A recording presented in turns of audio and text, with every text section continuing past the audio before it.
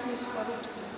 Sebagaimana yang kita ketahui bahwa di Indonesia kasus korupsi itu sangat tinggi, termasuk yang melanggar kasus ini atau melakukan kasus ini termasuk pejabat-pejabat tinggi ataupun pemerintah-pemerintah. Dan itu sangat merugikan bangsa Indonesia karena dalam ideologi negara Indonesia yaitu mensejahterakan negara atau membangun masyarakat yang adil dan makmur. Nah, dari kasus ini bagaimana Indonesia bisa berkembang jika kasus korupsinya saja dimulai dari pemerintah? Ya, benar sekali kakak. Tindakan korupsi itu apalagi yang dilakukan oleh pemerintah itu tindakan yang sangat merugikan masyarakat kecil. Contohnya seperti orang yang tinggal di pedesaan atau tempat-tempat yang sangat susah. Masyarakat kecil contohnya seperti di setiap pedesaan.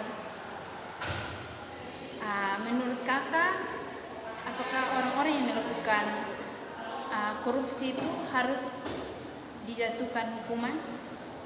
Ya, benar sekali Kak. Berbicara tentang korupsi itu adalah salah satu kegiatan atau suatu tindakan yang sangat berbahaya bagi seluruh bangsa Indonesia. Karena sebagaimana tadi sudah saya menjelaskan bahwa ideologi negara itu adalah memajukan atau mensejahterakan bangsa Indonesia menjadi bangsa yang adil dan makmur.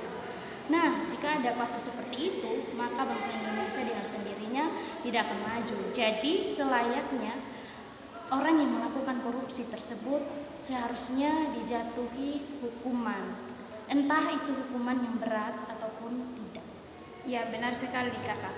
Ya, kasus korupsi itu menurut perspektif hukum seperti yang telah dijelaskan dalam 13 buah pasal dalam Undang-Undang Nomor 31 Tahun 1995 yang telah diubah dengan Undang-Undang Nomor 20 Tahun 2001 tentang pemberantas tindakan pidana korupsi. Jadi, kasus korupsi itu wajib dijatuhkan hukuman, karena jika tidak dijatuhkan hukuman maka akan ada banyak tindakan-tindakan korupsi lainnya. Jadi kita harus melakukan tindakan korupsi sebelum yang lainnya lebih melakukannya lagi, maksudnya lebih banyak lagi ada tindakan korupsi yang lebih banyak lagi dalam negara Indonesia ini. Karena jika banyak tindakan korupsi maka negara Indonesia akan mengalami banyak kerugian. Dan juga sebagai orang-orang yang melakukan kasus korupsi, tindakan pemerintah terhadap kasus korupsi tersebut itu harus menjatuhkan hukuman seperti 1 tahun atau 20 tahun penjara ataupun ancaman hukuman mati. Seperti dalam pasal 22 ayat 2 itu tentang hukuman mati bagi yang melakukan kasus korupsi. Tetapi menurut saya selama ini yang telah terjadi kasus korupsi belum ada yang dijatuhi hukuman mati. Contohnya saja jika ada pemerintah atau pejabat yang melakukan korupsi namun mereka tidak pernah untuk dijatuhi hukuman mati.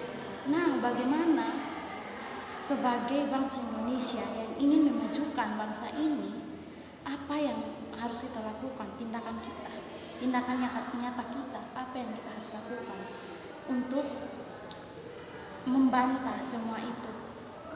Karena tadi dikatakan bahwa jatuhi hukuman mati, sedangkan dalam negara ini pun kita berbicara tentang norma atau hukum dan juga ada nilai-nilai Pancasila. Dan di situ ada ketuhanan. Itu artinya bahwa bangsa kita adalah bangsa yang mengajarkan tentang kepercayaan. Nah, jika kasus korupsi ini memberikan sanksi, yaitu untuk memberi sanksi bahwa yang melakukan kasus korupsi itu harus dijatuhi hukuman mati. Nah, dalam nilai-nilai kita tidak bisa merenggut nyawa seseorang karena ada hukumnya juga.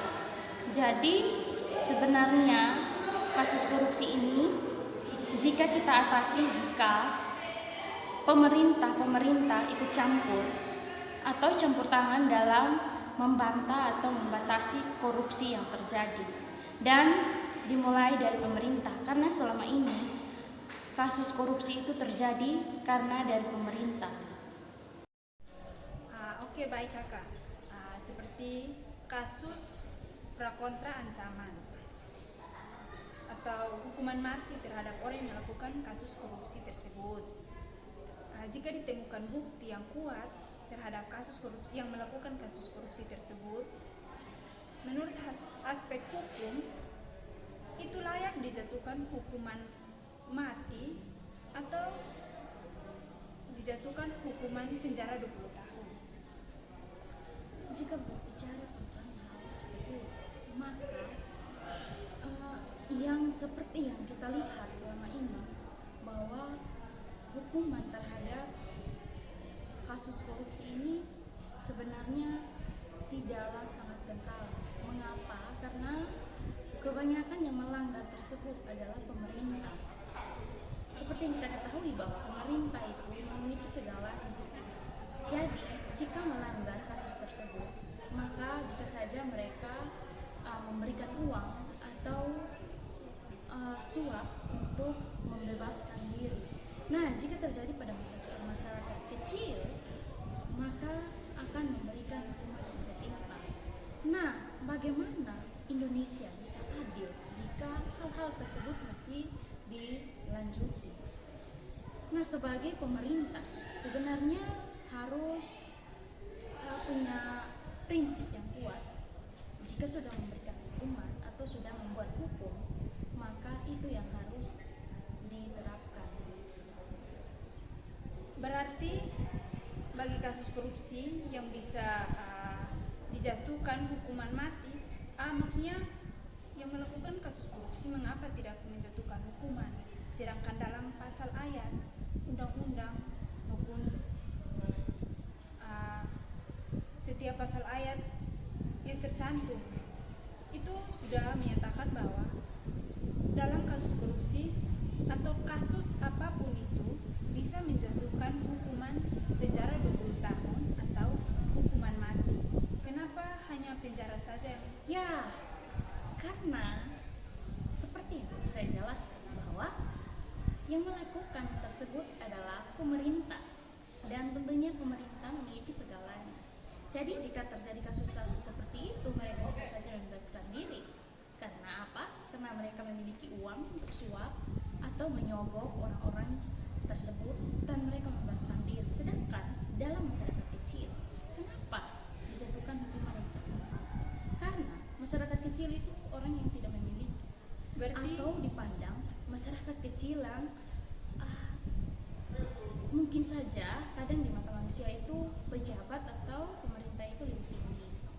Berarti kita dari pembicaraan yang tadi kita bicarakan, berarti kita dengan sendirinya kita tahu bahwa jika masyarakat kecil harus dari pemerintah saja harus melakukan suapan untuk membela dirinya sendiri. Jadi bagi masyarakat kecil, jika mereka tidak bersalah pun banyak atau pemerintah, walaupun masyarakat kecil memiliki bukti yang jelas, tapi pemerintah walaupun dia bersalah atau orang yang melakukan korupsi itu dia bersalah, tapi dia mengadakan suapan, berarti masyarakat itu walaupun dia tidak bersalah pun dia akan dimasukkan atau dijebloskan ke dalam penjara. Ya, seperti itulah dunia sekarang, di mana permainannya dilanjutkan dengan sandiwara yang begitu keras. Tetapi sebenarnya sebagai bangsa Indonesia yang ingin mensejahterakan bangsa Indonesia yang adil dan makmur, kita sebagai pemerintah, masyarakat, kita harus memperlakukan semua kebenaran, atau kita harus memberanikan diri untuk mengungkapkan kebenaran yang sebenarnya. Jangan pernah takut jika kita dikatakan bahwa kita adalah masyarakat kecil atau kita adalah orang-orang yang tidak mampu, hanya karena kita ingin dibebaskan. Jadi menurut saya dalam kasus korupsi. Jika kita berbicara kasus korupsi, tidak akan habis-habisnya jika pemerintah ataupun pejabat-pejabat masih melakukan suapan-suapan, sedangkan mereka tidak membela hak-hak orang-orang sekitar atau orang-orang kecil seperti masyarakat kecil. Berarti kesimpulannya itu berarti kita sebagai warga negara Indonesia, terutama bagi pemerintah, mereka harus berlaku adil dalam mengambil tindakan apapun Ya, itu. benar sekali. Kita bukan hanya saja pemerintah, tetapi kita semua warga negara Indonesia, kita harus melakukan kerjasama. Kerjasama untuk apa? Untuk mencapai keadilan bagi bangsa Indonesia sesuai dengan ideologi yang ada. Baik, atas perhatiannya kami ucapkan terima kasih. Shalom.